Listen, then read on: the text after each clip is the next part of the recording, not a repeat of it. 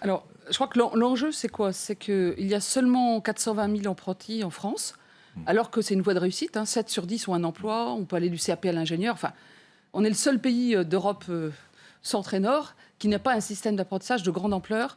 Et c'est nous qui avons le taux de chômage des jeunes le plus élevé. Donc, pour moi, le seul enjeu, c'est les jeunes et les entreprises.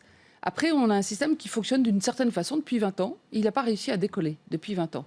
Donc, nous, on prend le pari qu'en ayant un meilleur équilibre de la mobilisation de tout le monde, c'est-à-dire les régions, mais aussi les entreprises et les branches, on va arriver à enfin développer l'apprentissage.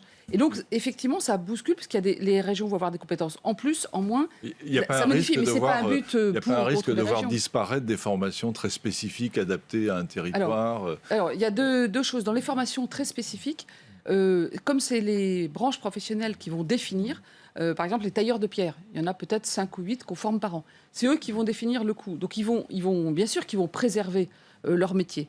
Et puis ensuite, il y a ce que j'appelle le dernier kilomètre, où effectivement, une fois qu'on a un grand système qui permet une grande péréquation, qui permet en gros de financer toutes les formations CFA de tous les CFA de France, à chaque fois qu'un jeune et une entreprise se mettent d'accord, ensuite, il y a le CFA plus rural, sur lequel il faut une aide supplémentaire. C'est pour ça qu'il y aura une dotation et les régions pourront compléter. Alors actuellement, on discute de savoir à quelques dizaines de millions d'euros, quel est le juste prix de ça. C'est ça la discussion qui est en cours. Alors justement, les amendements qui ont été déposés en commission, au contraire, sont en train de...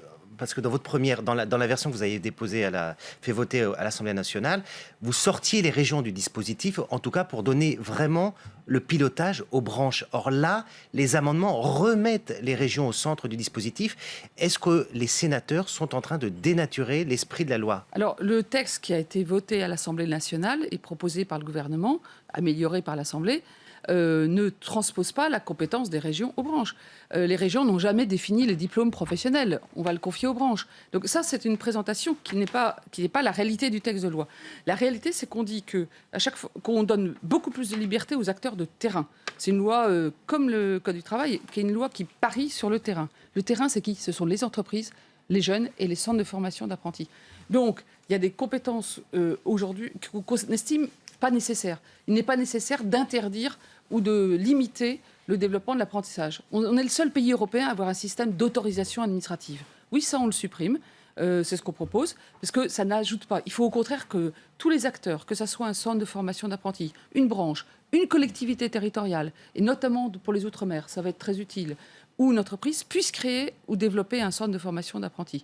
À la délégation Outre-mer, on a discuté de ça et on a d'ailleurs convenu à l'Assemblée nationale de mettre en place par ordonnance un système où on va adapter à chaque territoire d'outre-mer. On en a reparlé aux assises d'outre-mer et je me suis engagée d'ailleurs à faire un groupe de travail avec les sénateurs, les députés de tous les bords sur ce sujet. Donc au contraire, ça va être très proche du terrain. Mais on ne transfère pas l'un à l'autre. Simplement, aujourd'hui, les branches, les entreprises sont sur un strapontin dans ce système. Ça ne peut pas marcher. C'est un contrat de travail et les branches ne sont pas, et les entreprises ne sont pas responsabilisées. Contrat de travail, justement, vous